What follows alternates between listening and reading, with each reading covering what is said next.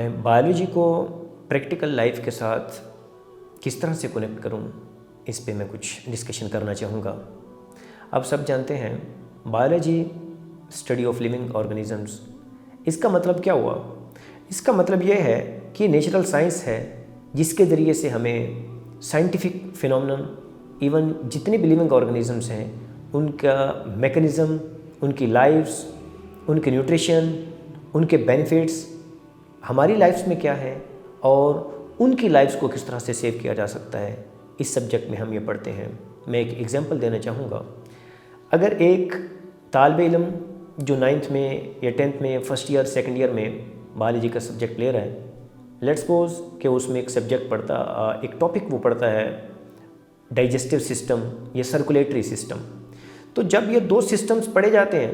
तो definitely digestive system हमारी body का हिस्सा है जिससे हमारी लाइफ अफेक्ट होती है,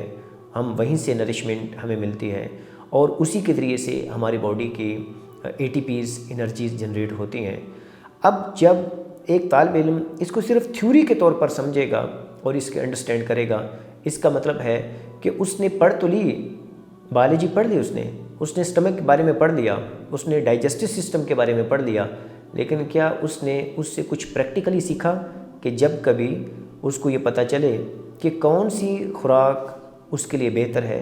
किस तरह से बेहतर है, खुराक को डाइजेस्ट कैसे किया जाता है, कौन कौन से ऐसे लिमिटेशंस हैं, कौन सी ऐसी डिलिमिटेशंस हैं जिसकी बेस पर स्टमक को अपसेट होने से बचाया जा सकता है या हम अपनी फैमिली की केयर कर सकते हैं। हमें ये पता चले कि कौन सी डाइट ऐसी है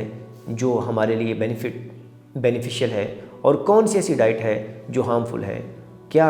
हमारी बायोलॉजी हमें ये बता रही है, थ्योरेटिकली क्या हमें ये बताती है कि अगर आप खुराक को इस तरह से खाएं तो उसके बेनिफिट्स कितने हैं, और अगर आप उसको चेंज करें, उसका मैकेनिज़्म चेंज करें, टाइमिंग चेंज करें या कंटेंट चेंज करें तो क्या उसके किस तरह से इफ़ेक्ट्स होते हैं। इसी तरह से मैं अगर सर्कुलेटरी सिस्टम की बात करूं तो सर्कुलेटरी सिस्टम हमारी बॉडी का मेजर सिस्टम है जिसके ज़रिए से पूरी बॉडी को ऑक्सीजन की सप्लाई होती है, न्यूट्रिएंट्स की सप्लाई है,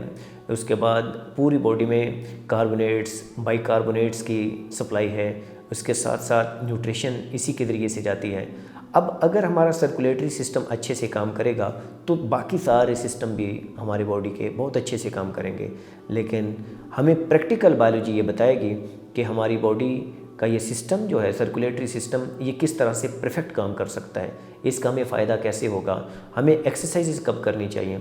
हमें एलिवेटर्स पर जाना है तो तब हमें कौन सी डाइट और फिज़िकल कौन सी एक्टिविटीज़ को देखना चाहिए, और हम अगर एक्सरसाइज करते हैं तो उस वक्त हमारी एक्सरसाइज का पैटर्न कैसा होना चाहिए। अगर कोई डिज़ीज़ है जैसे शुगर है या हार्ट का कोई इशू है तो उस वक्त हमें कौन सी केयर करनी चाहिए, हमें डाइट को किस तरह से देखना चाहिए। ये सारी वो चीज़ें हैं कि जो हमें प्रैक्टिकल बायोलॉजी बताएगी, ना कि थ्योरेटिकल बायोलॉजी।